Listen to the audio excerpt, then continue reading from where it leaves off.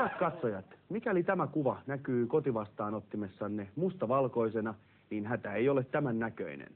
Jakke ja Sepi seuraavassa esittelevät meille, miten ongelma ratkaistaan kätevästi.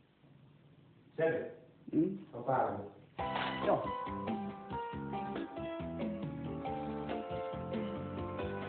Moi, mä oon Jakke. Moi, mä oon Sepi. Tänään valmistetaan tällaista vanhasta mustavalkotelevisiosta väri-TV. Teillä varmasti on kotona tällaisia vanhoja mökki-TVtä, jotka helposti voi ottaa tämmöiseen projektiin. Se tapahtuu tällaisen väridiafilmin avulla, joka sijoitetaan sondina tänne kuvaputkeen, joka heijastaa värikuvaa näytölle. Näyttäisitkö, Jakke, mitä työkaluja tässä projektissa tarvitaan? Aivan ensiksi laitamme tietenkin virran seinään.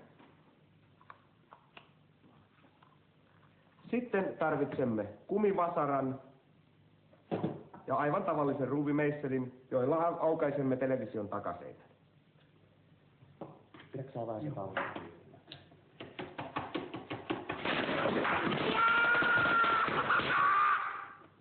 Tuliko sinne kuva? Ei kannata. Ensi viikolla rakennamme radiota.